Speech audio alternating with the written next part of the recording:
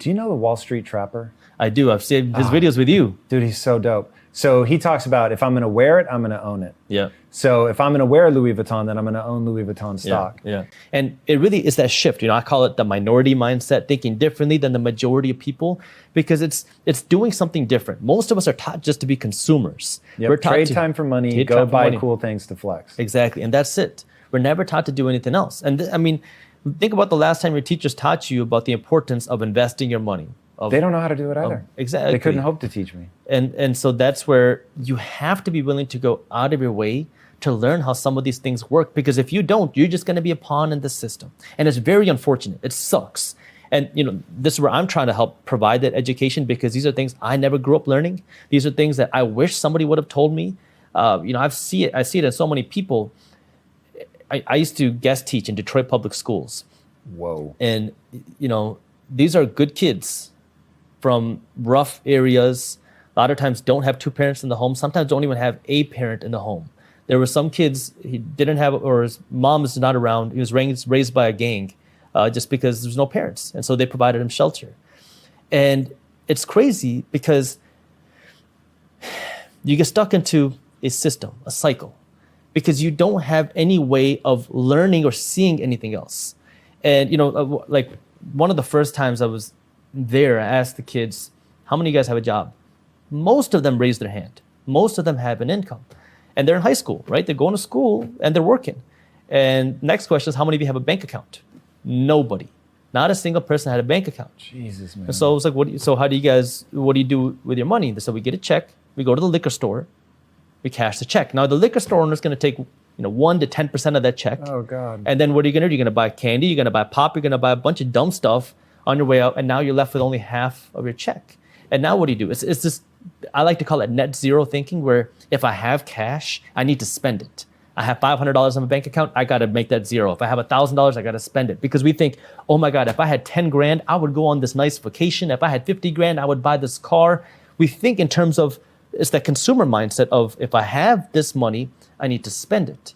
But this is where we have to break out of that and understand, what can we do differently? And instead of just spending all of this money, and it's much more difficult now because of the higher cost of living, but it's so much more important now than ever, where you got to create this margin.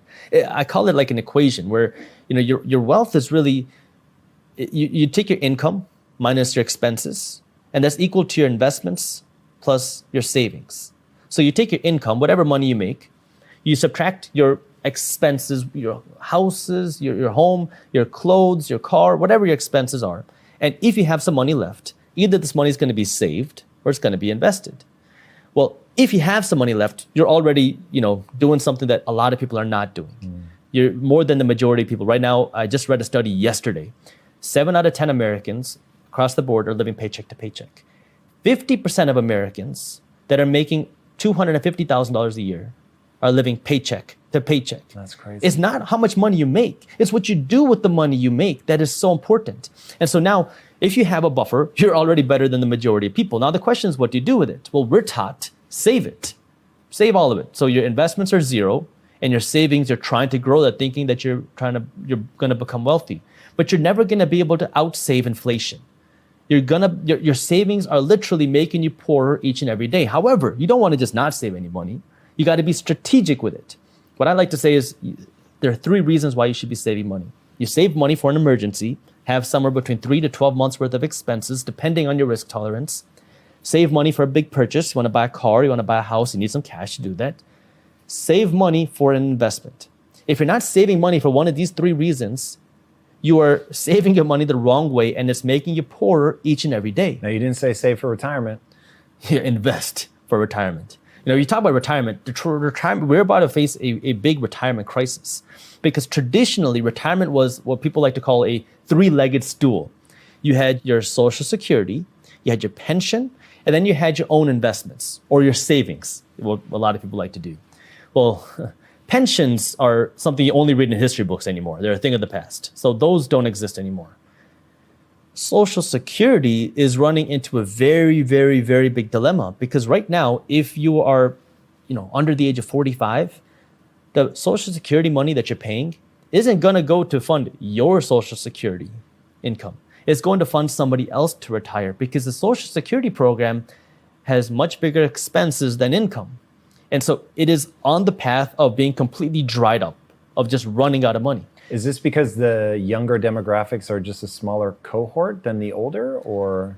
There's a lot of reasons for it. It's how the Social Security money is spent. It's how many people are requiring Social Security money, how long people are living for, how long these Social Security checks have to go out for. A lot of bad calculations, bad investing. And so the Social Security fund is now drying up. And so now everyone says, well, I'm not worried about it because the government can just print more money and do bigger Social Security checks. That's what we're seeing this year, which is your own investments. Now, traditionally, you say, oh, I'll save some money, save 10% of your income. That's not going to do it. Your savings are going to make you poorer each and every day. And the second thing is your 401k. And, it's a great start for the average investor because now it is like automatic putting a little bit of money into some investments. However, your 401k was never, ever, ever intended to be your sole investment plan. The founder of the 401k even came out and said that the 401k has gone awry. It is a monster because now so many people are hoping that they're going to be able to rely on their 401k to retire. And that's not what it's intended for. And it will never be able to be enough for you. And so a lot of people have this false hope that, okay, yeah, whatever, Social Security will give me a little bit extra, but my 401k will take care of me. But that was never the plan. And so now what does that mean? Your 401k, just think of that like as if you invest in your 401k, your IRA, that is the absolute base. Your savings are not going to do it. This is where you have to go out and invest yourself. And that's where, oh my God, how do I do that? We're never taught how to do this. We're never told how to do this. We're never given direction on how to do this. So you have to be the one now to go out of your way to start learning this.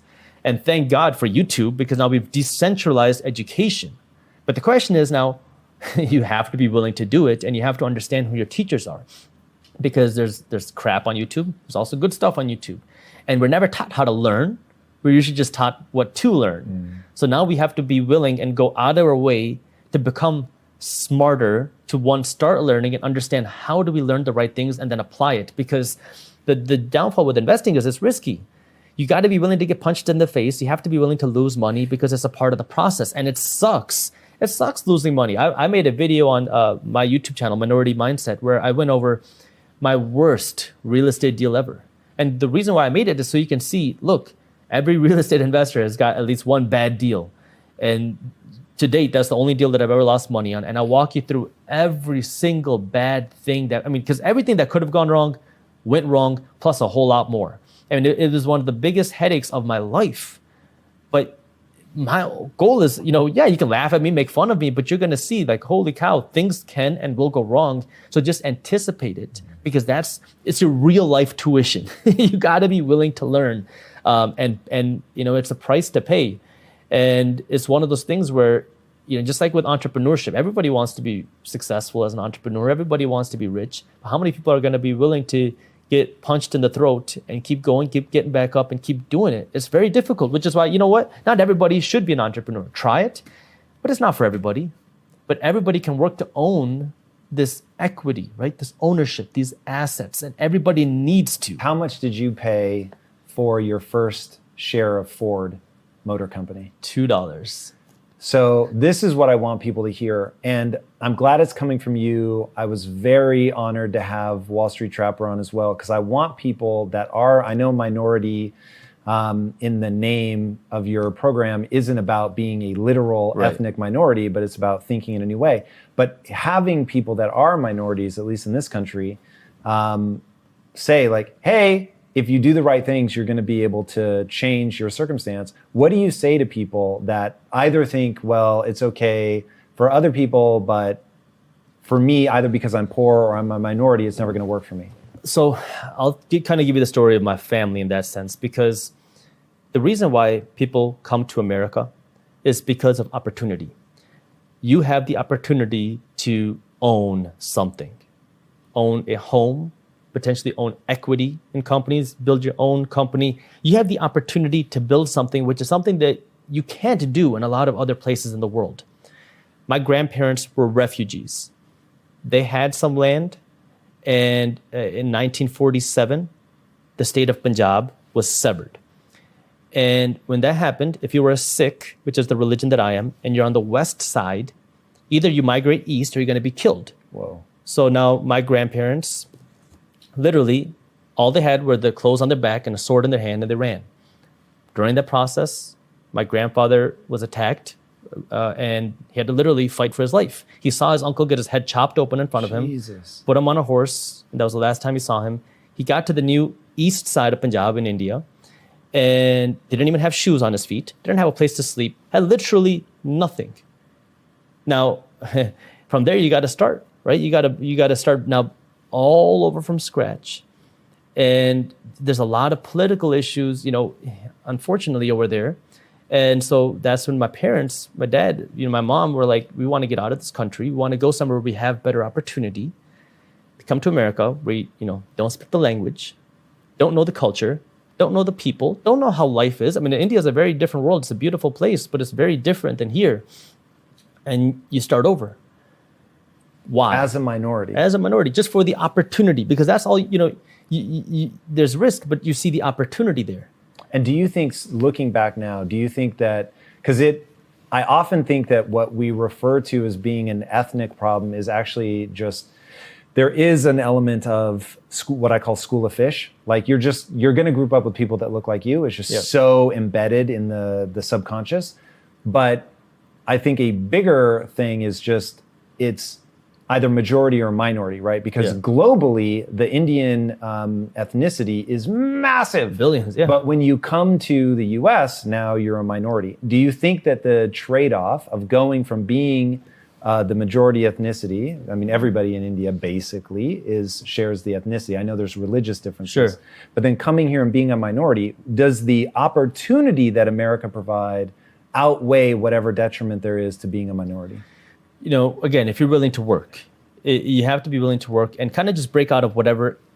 Anytime you see a majority kind of just groupthink, you have to be willing to question that. But, the opportunity you have here in America, is it more difficult now than before? Absolutely. Is it more difficult for some people than others? Absolutely. However, it's the best opportunity you have in the world. And, that's why literally, even until today, you have people that are willing to risk their lives to come to this country. And I mean, actually risk their lives. And so, you have that aspect. And I can speak for me where Sikhs, the religion that I am, they are a minority in India. And, there's a lot of issues that come with being a minority anywhere. But again, where do here you have more opportunity than anywhere else. And so the way I look at it, for me personally, is my parents came to this country with next to nothing. So I got nothing to lose and everything to gain, right? And so this is the place where that opportunity exists. But now, you have to be willing to work hard, but you also have to be willing to work smart. I can't stand when people say work smart, don't work hard. But to me, that's all complete crap. Because you have to do both? You have to do both. Because if you're not willing to work hard, your smart working is effectively worthless. You have to be willing to apply both together. And I had none of this, financial education.